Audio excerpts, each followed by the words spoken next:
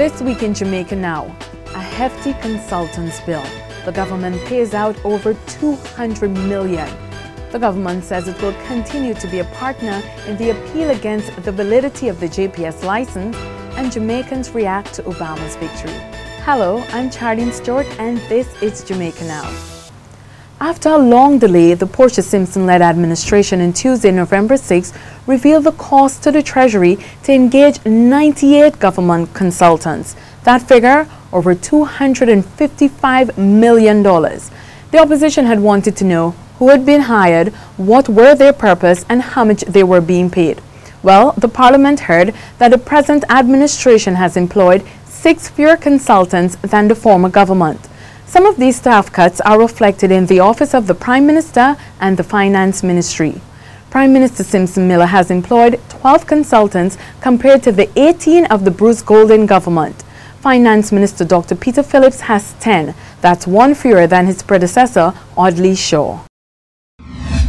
The Attorney General Patrick Atkinson has explained why the government decided to appeal the Supreme Court ruling which declared the Jamaica Public Service JPS license illegal. Earlier this year, Citizens United to Reduce the Cost of Electricity (CURE) won its case which challenged the validity of the power company's license. Following CURE's victory, the Energy Minister had said that he welcomed the decision because it was in keeping with the government's plan to break up the electricity distribution monopoly. But many now see a contradiction with the decision of the administration to pursue the appeal like the JPS has done. But the Attorney General says it's the responsible thing for the government to do. There is some criticism that the government filing an appeal, and that's the only mechanism by which the government could have a voice in these proceedings, which will impact not just the duties of this government, but the duties of any government who may ever be in power.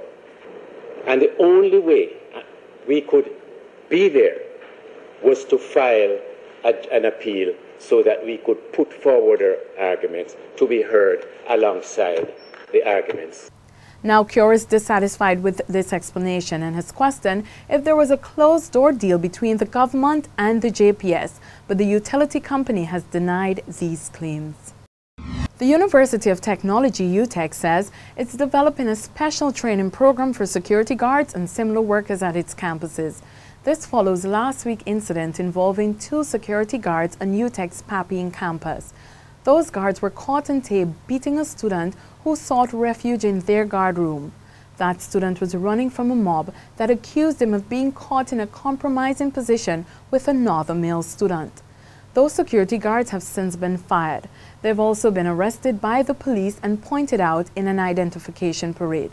UTech says its training course includes instruction in crime management, crowd control, diversity issues, and customer service.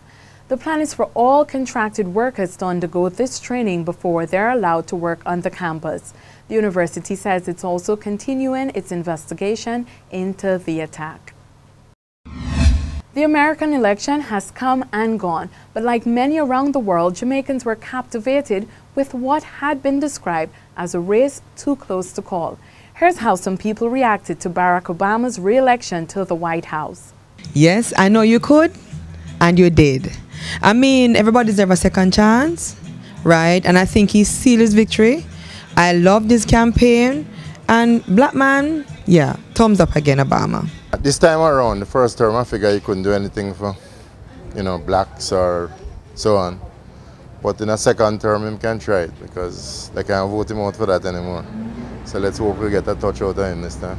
I think it's set the stage for America to move forward, to continue the legislative agenda that he started with healthcare and then now looking at social security and other big ticket issues like immigration. So I think overall it's a positive step for America. I just hope the haters and the doubters will kind of fall in line and let good sense prevail.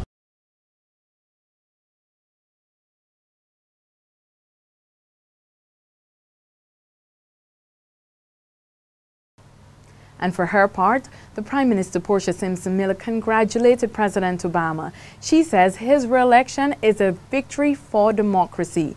According to Mrs. Simpson-Miller, his victory is the reward for his efforts over the past 4 years to guide the U.S. towards a path of sustainable economic recovery. Now to news of the economy and a suggestion made by the President of the Jamaica Employers Federation. Wayne Chen has said graduates should think of seeking employment opportunities abroad. He says given the present employment climate, perhaps one option would be to export Jamaica's skilled labor. Mr. Chen made his suggestion against the background of a 14.3% unemployment rate in Jamaica. And that's it for this edition of Jamaica Now, your weekly review of all the big stories making the news. We're always happy to hear from you, so please continue to share your thoughts with us at onlinefeedback@glenajm.com. Tune in to Power 106 for regular updates and do follow us on Twitter at Jamaica Gleaner. I'm Charlene Stewart, thanking you for joining us for another edition of Jamaica Now. And as we go, we want to leave you with the sights and scenes from election night in the U.S. Enjoy.